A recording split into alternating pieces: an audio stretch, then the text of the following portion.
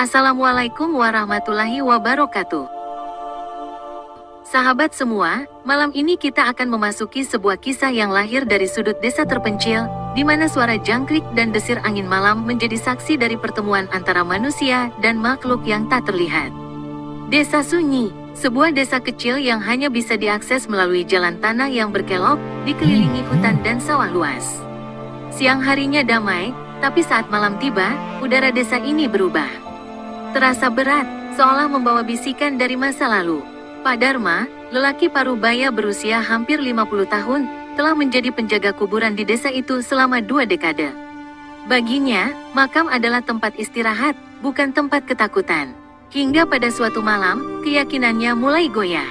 Malam itu hujan rintik turun, membuat tanah basah dan aroma lumpur tercium di udara. Pak Dharma duduk di pos kecil dekat gerbang kuburan sambil memegang cangkir teh hangat. Lampu minyak di meja bergoyang pelan diterpa angin. Tiba-tiba, tok, tok, tok. Suara langkah kaki terdengar dari jalan setapak. Siapa malam-malam begini? Gumam Pak Dharma. Ia menunggu, tapi langkah itu berhenti. Sunyi, hanya suara hujan. Dengan ragu, ia mengambil lampu minyak dan berjalan menyusuri jalan setapak.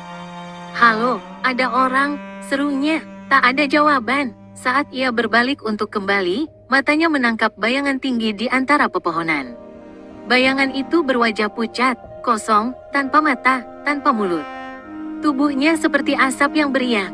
Pak Dharma terhenti. Astagfirullah, ucapnya pelan. Ia membaca ayat kursi sambil mundur perlahan. Bayangan itu bergerak cepat lalu menghilang di balik nisan tua. Teror semakin parah. Malam berikutnya, suara itu datang lagi. Kali ini bukan langkah kaki, tapi suara tangisan.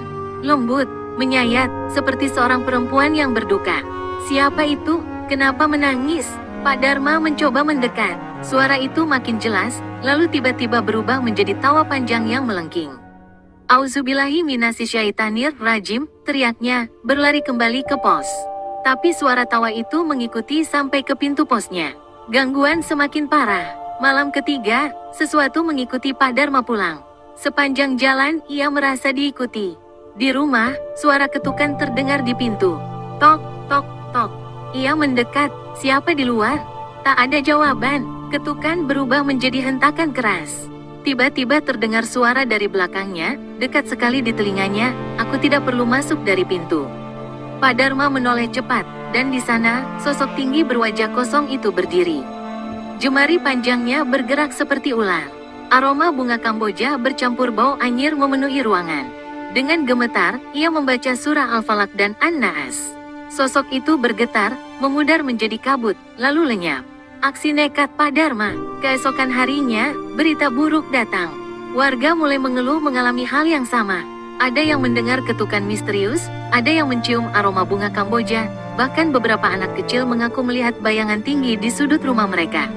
Puncaknya terjadi ketika Bu Rini ditemukan pingsan di halaman rumahnya. Wajahnya pucat, dan dari mulutnya tercium bau anyir yang sama. Pak Dharma mendekat, memeriksa, lalu berkata lirih kepada para pemuda, ini sudah kelewatan. Kita harus hentikan sekarang.